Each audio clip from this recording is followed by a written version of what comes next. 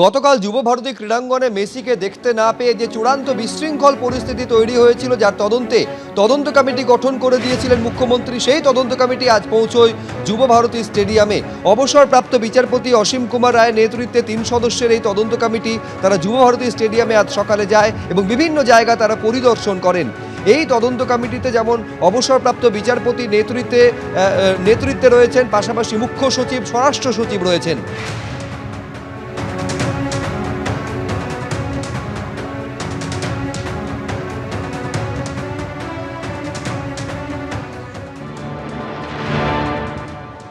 সরাসরি আমরা দেখছি তদন্ত কমিটির তরফ থেকে অথরাইজড একজন ভিডিওগ্রাফার, তিনি ভিডিও করছেন, ছবি তুলছেন।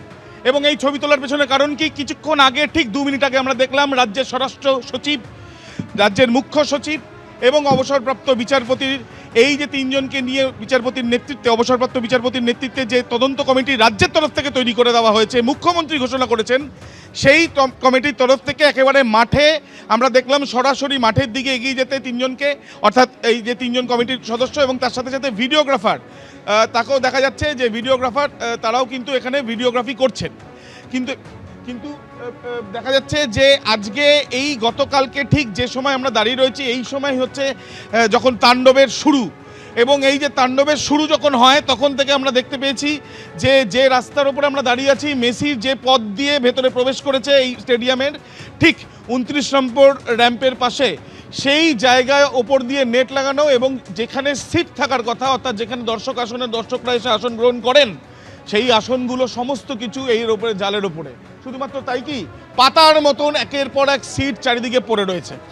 এবং তার সাথে সাথে শুধুমাত্র বার পোস্ট, যে বার পোস্টে গোল করা হয়, ফুটবলাররা গোল করেন, সেই বার পোস্ট শুধুমাত্র যেটা নড়েনি, বাকি এখানে মাঠের কিন্তু দেখা যাচ্ছে যে সমস্ত কিছু যা যা এখানে আশেপাশে ছিল, সে ডাগ আউট থেকে আরম্ভ করে এখানে মাঠের পাশে যে সাইড লাইনের পাশে যা যা ছিল সমস্ত কিছু তছনছ। রাজ্যের স্বরাষ্ট্র সচিব, তারা এই যে কমিটির দল, তারা মাঠে সরজমিনে এবিপি আনন্দে এক্সক্লুসিভ সেই ছবি আমরা দেখাচ্ছি। এবং তার সাথে সাথে এখানে আমরা দেখতে পাচ্ছি যে একেবারে যে গেট দিয়ে মেসি প্রবেশ করেছিল, সেই গেট দিয়ে কিন্তু তদন্ত কমিটির তদন্ত শুরু হয়েছে।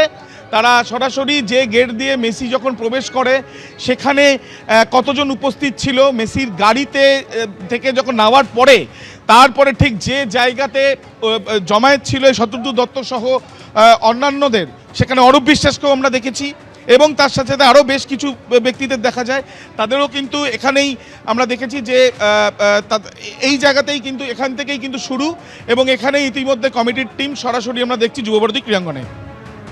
যে গেট দিয়ে যুব ভারতী ক্রীড়াঙ্গনে গতকাল প্রবেশ করেছিলেন লিওনেল মেসি, সেখান থেকেই আজ গোটা বিষয়টা খতিয়ে দেখেন এই তদন্ত কমিটির 3 সদস্য, যার নেতৃত্বে রয়েছেন অবসরপ্রাপ্ত বিচারপতি এবং রয়েছেন মুখ্য সচিব এবং স্বরাষ্ট্র সচিব। গোটা বিষয় খতিয়ে দেখার পর মুখ্য সচিব মনোজ পান্ত তিনি কি বললেন দেখব।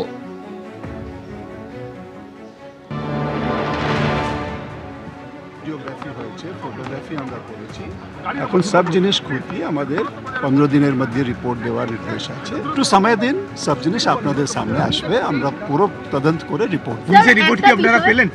সব রিপোর্ট পাবো, সবার সঙ্গে আলোচনা হয়েছে, আরো আমাদের আলোচনা করতে হবে, আরো ডেপথে যেতে, সব অ্যাসপেক্টগুলোই তদন্ত করা হবে। তদন্তের পরে যখন রিপোর্ট আসবে আপনিও পাবেন, আপনাদেরকেও জানাবো। এখন তো আজকে প্রথম দিন আছে, প্রথম দিন আমরা আগে যে স্টেডিয়ামের কি অবস্থা আছে ওটা আমরা দেখে গেলাম, প্রাথমিকভাবে আলোচনা হয়েছে। এখন এত একদিনে তো সব জিনিস বলা যাবে না, একটু সময় দিন, সময় দেওয়ার টিকিটের টাকা রিফান্ডের ব্যাপারটা নিয়ে কি আপনারা দেখবেন? যে সব প্রশ্নের উত্তর আমরা রিপোর্টে দেব, ওর আগে থেকে আপনি কেন উত্তর শুনতে চাইছে, আমাদের একটু তো সময় দিন। গতকাল থেকে আজকে আমরা যে করার আমরা করেছি, একটু আরও আমরা এর উপরে বিবেচনা করব, প্রশ্নগুলো যে আছে ওর উত্তর খোঁজার চেষ্টা করব, যেটা তদন্তের একটা সিস্টেম থাকে। তারপরে আমরা তদন্তের সব অ্যাসপেক্টগুলোই বিবেচনা হবে। অলরেডি একজন তো অ্যারেস্ট হয়েছে, 14 দিন পিসি হয়েছে, তার সঙ্গে কি কথা বলতে চান আপনারা? আমরা সব যে তদন্তের যে নিয়ম থাকে, ওই তদন্তের পরিধির মধ্যে যে করার সব করা। এবিপি আনন্দ, এগিয়ে থাকে, এগিয়ে রাখে।